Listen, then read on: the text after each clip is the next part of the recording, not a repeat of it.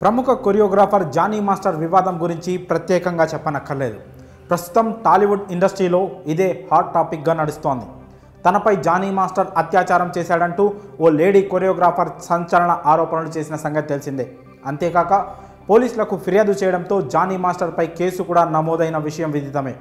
ఈ కేసులో Johnny master arrest కావడం, చెంచల్గూడ జైలుకు తరలించడం జరిగింది. ఇది ఇలా ఉంటే ఈ కేసు విషయంలో పలు ఆసక్తికర విషయాలు వెలుగులోకి వస్తున్నాయి.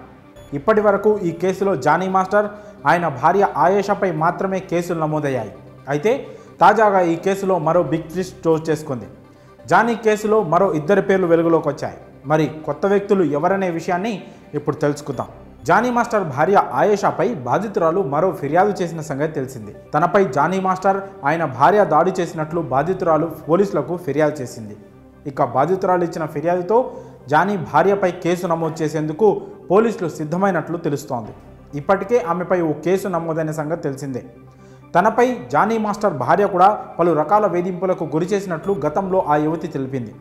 మతం మార్చుకోమని, తన భర్తను పెళ్లి చేసుకోవాలని ఆయేషా ఒత్తిడి చేసినట్లు బాధితురాలు ఫిర్యాదులో పేర్కొంది. తనపై దాడి చేసినట్లు తాజాగా బాధితురాలు మరో ఫిర్యాదు చేసింది.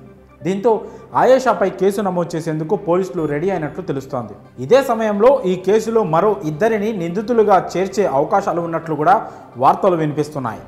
ముంబైలో తనపై అత్యాచారం జరిగినప్పుడు అసిస్టెంట్ కొరియోగ్రాఫర్లు అయిన మోయిన్, రాహుల్ తనతో ట్రావెల్ చేసినట్లు యువతి ఫిర్యాదులో పేర్కొంది. తనపై అత్యాచారం జరిగినప్పుడు వారు కూడా ఉన్నారని బాధితురాలు ఫిర్యాదులో పేర్కొంది. దీంతో వారిద్దరిని కూడా పోలీసులు అదుపులోకి తీసుకోనున్నారు. అయితే వారిద్దరిని నిందితులుగా కాకుండా సాక్షులుగా తీసుకునే అవకాశం ఉందని తెలుస్తోంది. వారిద్దరిని అదుపులోకి తీసుకొని ముంబైకి వెళ్లిన సమయంలో జానీ మాస్టర్, ఆ యువతి మధ్య జరిగిన సంఘటనలు, వారిద్దరి ప్రవర్తనలు ఎలా ఉండేవి వంటి సమాచారాన్ని పోలీసులు సేకరించనున్నారు. ఇకపోతే తనపై దాడి చేసినట్లు బాధితురాలు చేసిన ఫిర్యాదులపైన జానీ మాస్టర్ భార్య స్పందించారు. బాధితురాలిని కొట్టినట్లుగా ఆయేషా ఓ మీడియా ఛానల్ ఇంటర్వ్యూలో ఒప్పుకున్నారు. అయితే ఆ యువతిని ఎందుకు కొట్టాల్సి వచ్చిందో కూడా ఆయేషా వివరణ ఇచ్చారు. ఆ యువతి జానీ మాస్టర్ను తనకు, తన పిల్లలకు దూరం చేసిందని ఆయేషా చెప్పుకొచ్చింది.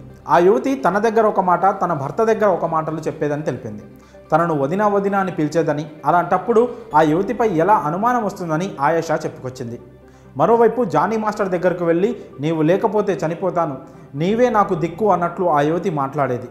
అలా ఆ అమ్మాయి మాట్లాడే రెండు విధాల మాటలను తాను ఎలా జీర్ణించుకోవాలని ఆయేషా అన్నది. ఇలా డబుల్ గేమ్ ఆడినప్పుడే ఆ యువతి ఇంటికి వెళ్ళాలని, అది కూడా ఆ యువతి ప్రవర్తన పీక్ స్టేజ్లో ఉన్నప్పుడు వెళ్ళానని ఆయేషా తెలిపింది. ఆ సమయంలో కూడా జానీ మాస్టర్కి ఆ యువతి దగ్గరగా ఉండడంతో దూరం జరగమని చెప్పానని తెలిపింది. అయితే ఆ యువతి పక్కకు జరగకపోవడంతోనే ఆమెను కొట్టడం జరిగిందంటూ ఆయేషా వివరణ ఇచ్చింది. అలా తన భర్తను వేరే వాళ్ళు చూస్తేనే ఒప్పుకొని తనపై అనేక అసత్య వార్తలు మీడియాలో రాస్తున్నారని ఆయేషా చెప్పుకొచ్చింది. మొత్తంగా జానీ మాస్టర్ కేసులో మరో ఇద్దరి పేర్లు కూడా వెలుగులోకి వచ్చాయి.